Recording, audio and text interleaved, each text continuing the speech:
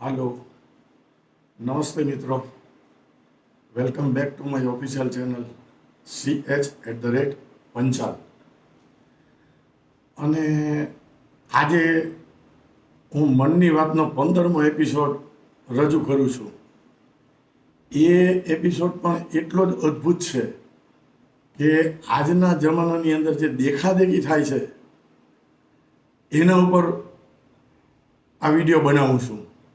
એટલે કે દેખાદેખી એટલે કે ખરાબ અનુકરણ તરત જ થાય છે અને સારું અનુકરણ નથી થતું. કેમ?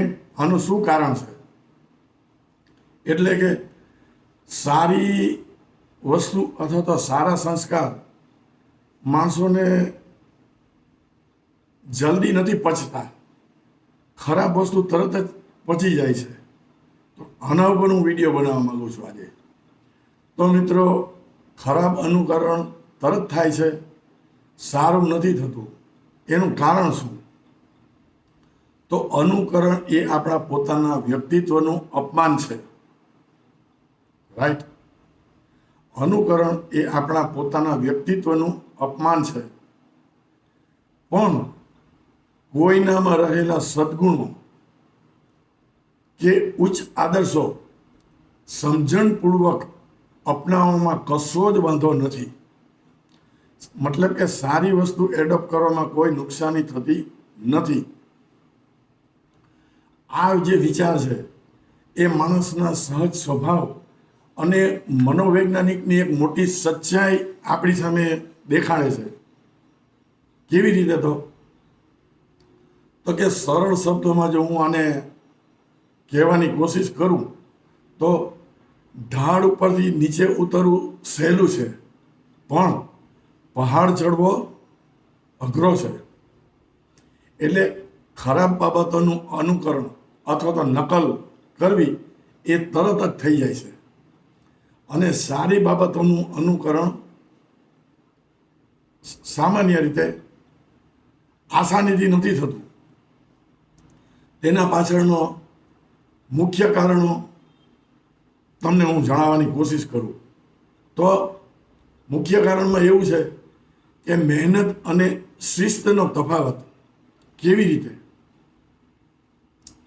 તો ખરાબ બાબતોમાં શું આવી શકે?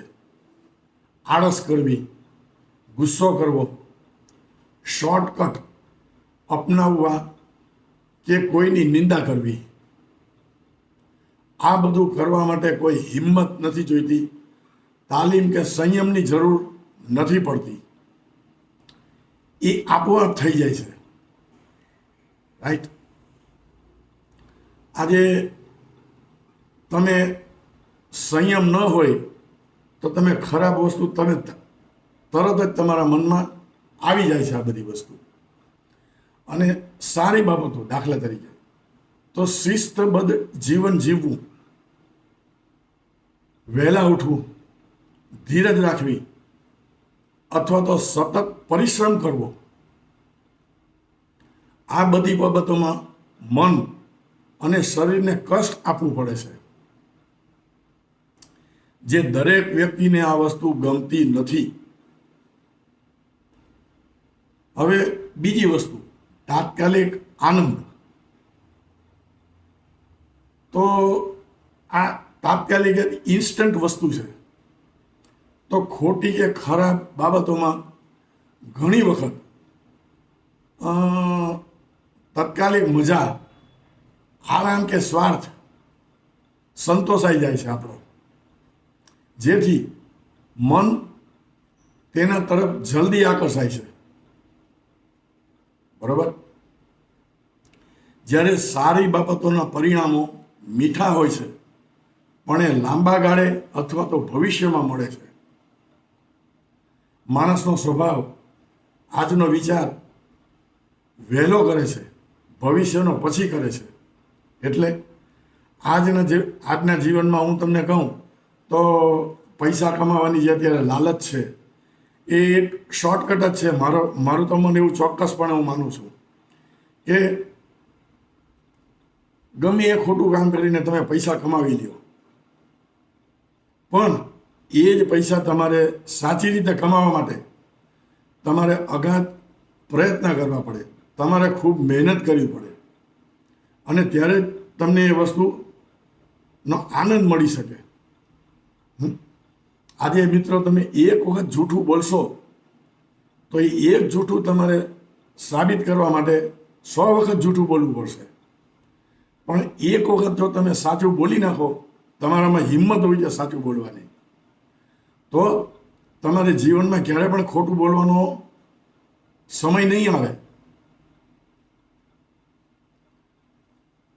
હવે જે મનનો કુદરતી ઢાળ છે, ત્રીજી વસ્તુ, તો માનવ મનનો એક નિયમ છે કે તે હંમેશા ઓછા પ્રતિકાર વાળો રસ્તો, એટલે કે path of the least resistance એ જ શોધે છે.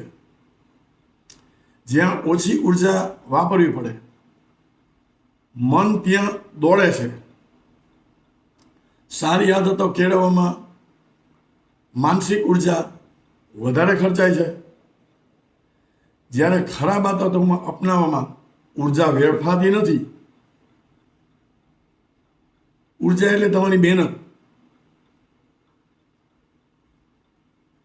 જ્યારે ખરાબ આદતો અપનાવવામાં તમારી ઉર્જા વેડફાય છે,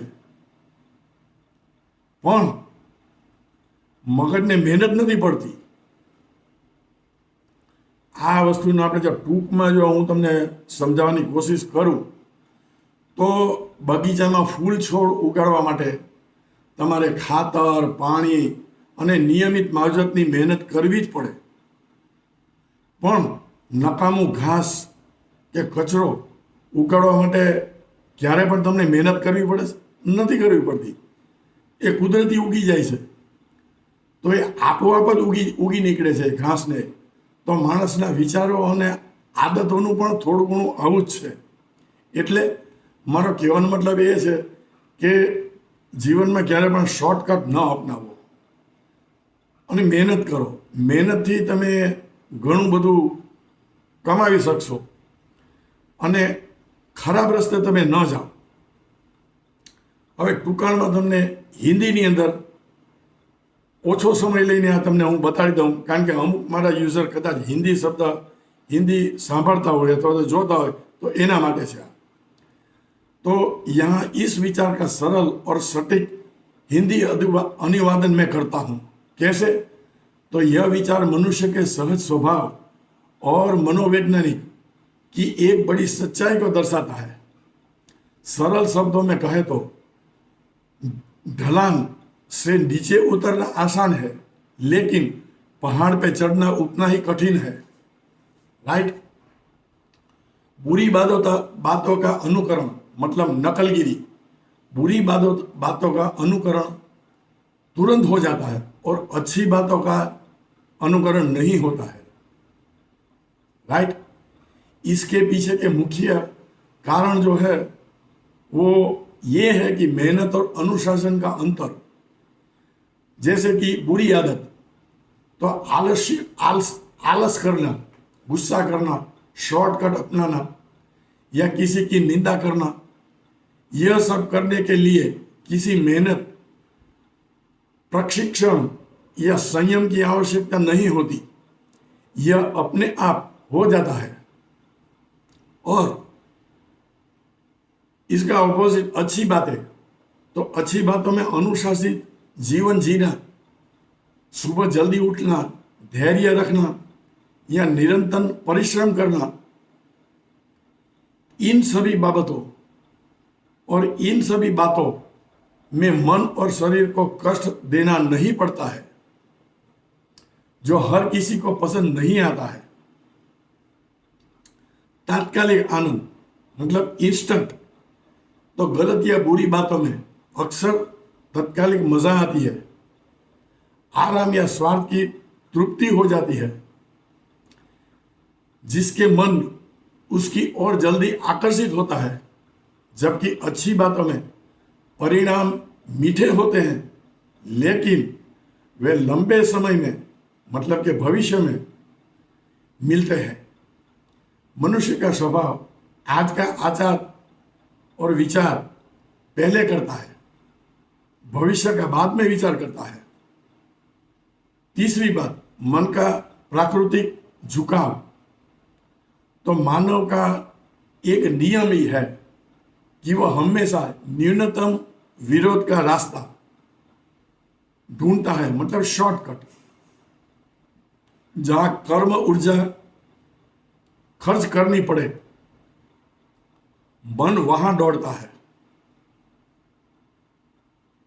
यानी कि जहां कम ऊर्जा खर्च करनी पड़ती है, वहां मन वहीं दौड़ता है। अच्छी आदतें अपनाने के लिए मानसिक ऊर्जा खर्च होती है, जबकि बुरी आदतें अपनाने में ऊर्जा बर्बाद होती है, पर दिमाग को मेहनत नहीं करनी पड़ती है।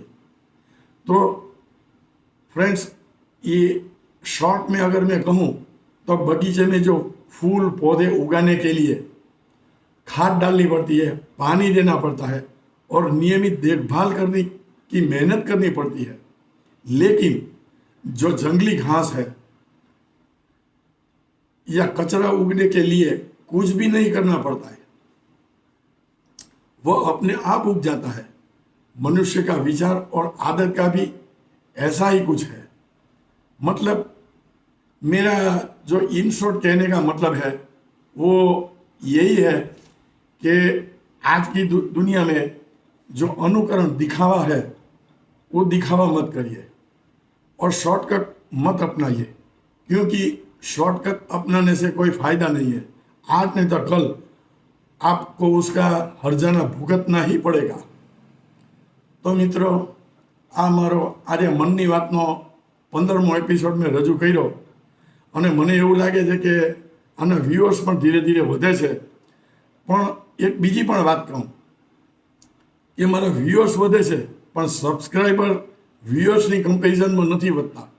એટલે કે મારા જેટલા સબસ્ક્રાઈબર છે એટલાથી ઘણા બધા વિડીયો વધારે જોઈ છે, વિડીયો જોઈને આનંદ લે છે, પણ એ સબસ્ક્રાઈબ નથી કરતા। તો મિત્રો, આ તમને એક વિનંતી છે કે તમે મારો વિડીયો જો, સારો લાગે, પસંદ પડે તો જરૂરથી લાઇક, શેર ને સબસ્ક્રાઈબ કરો અને બેલ આઇકોન દબાવી દેજો। તો મિત્રો, આ વિડીયોને અહીંયા જ હું હવે એન્ડ કરું છું આજે।